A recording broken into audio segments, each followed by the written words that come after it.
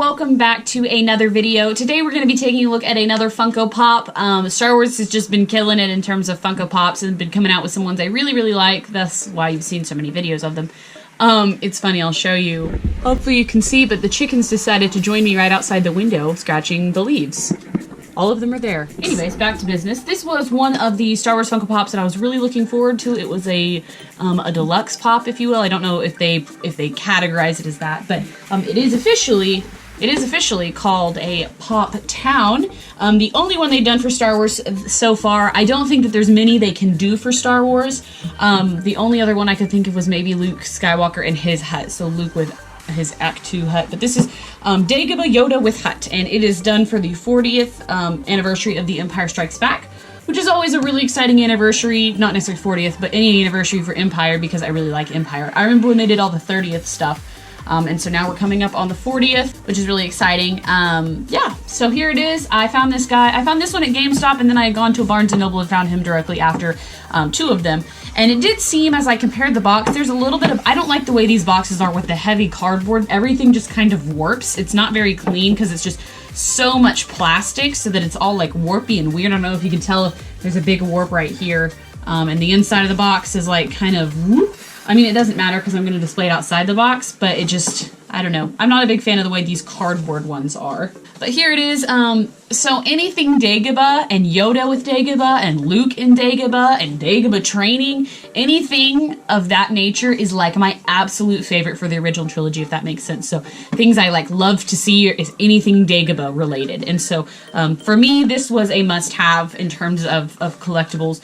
But yeah, so it's a Pop Town, so it comes with one Funko Pop and the town. So like one, I guess, just static object like that represents a building or a house or something. So it's kind of interesting.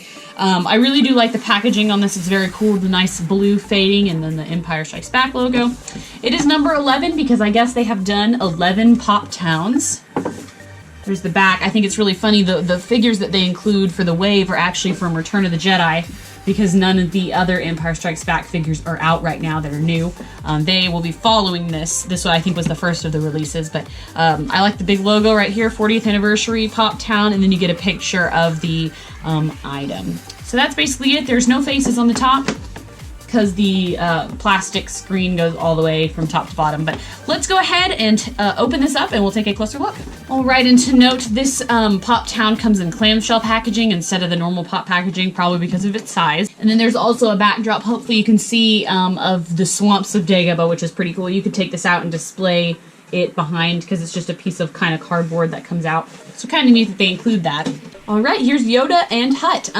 Let's go and do the Funko Pop first, and then we'll get on and talk about the hut and talk about this as a whole. So here we are with Yoda, and I think he looks really good. We were in need of an updated Yoda, for sure. The original one that came out was amongst the original Funko Pops, and he was the same size just about as everybody else. And then they redid him for the Clone Wars, but of course that's Clone Wars Yoda. It's not like OT Yoda. So here we have an OT Yoda, and you can tell he is shorter, or gonna be shorter than the Pops. He's just sitting on a log that gives him more height. I really like that they included this because it just gives the Funko Pop a little bit more value in terms of, like, I guess, plastic, since he does have this really detailed trunk that he's sitting on that is really like moss grown and everything, which I love. I also really like that they made the stand special for this one. Instead of it just being plain black, it's like muddy and it has Star Wars carved out right here. I really like when they do that for the special Star Wars Pops. And it looks, yeah, just like he's sitting on mud and on moss on this log. You can see his little feet and his cane, and then his robe that goes all the way around in his belt. And he's a super bobblehead. This spring is really bobby, like more so than others, and he just will like go. But it's a good height. His head is on nice and even. You can see some of his neck. His spring is really springy. But I think he looks really cute. A good interpretation of Yoda. I like the way they have his ear a little bit more curled on this side than they do on this side. That's pretty accurate. And then of course his kind of like bumpy head, and then hair painted on the back. Really cute. I think they did a great job. I even love the little wrinkles in front of the nose that they give him. They generally don't do noses. I was thinking they don't do noses for Funko Pops. It's the mouths they don't do. But they did with this Yoda. They did do a nose and a mouth. Probably because he just looks more like Yoda. They do that on select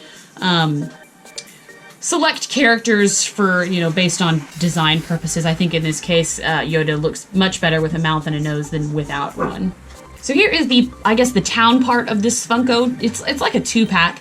And I was excited about this because it's Dagobah Yoda, and seeing it, I'm like, oh, this looks really cool. And I don't know why, but I thought in the back of my head that when I opened this to review that there would be more to it, like some sort of secret play feature or something, and it really is just a paperweight. I don't dislike this concept, but I think in this particular instance, Yoda's hut is not very visually pleasing in terms of it's just like mud and a tree and leaves, and it just kind of looks like a clump of poop, really. Like, literally, it just is a hut, you know? I mean, it's not pretty in any way, and so it's kind of funny that they made it because, I don't know, it just doesn't, it's not like, I know they did a Pop Town with Fluffy and Hagrid's hut, and I get the Hagrid's hut, and I get this too. It's just not very aesthetically pleasing, and it doesn't do anything.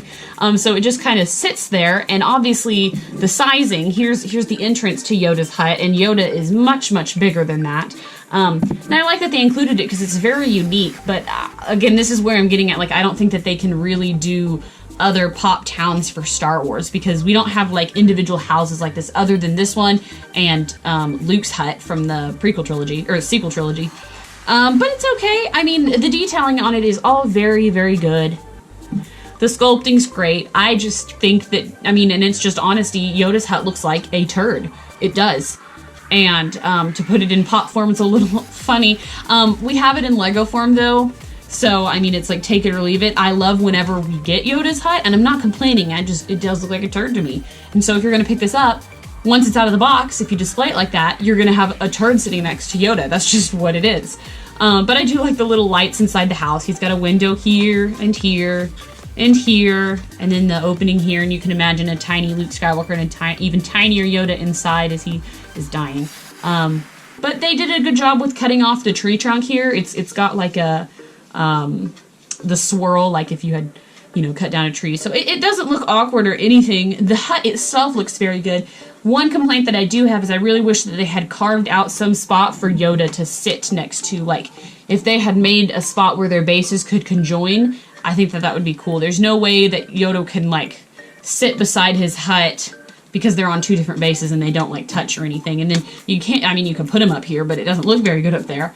This one is kind of a flat surface, but just something to think about if this is something you're interested in picking up. I mean, I like it because I love all things Dagobah, and I really, really like this Yoda.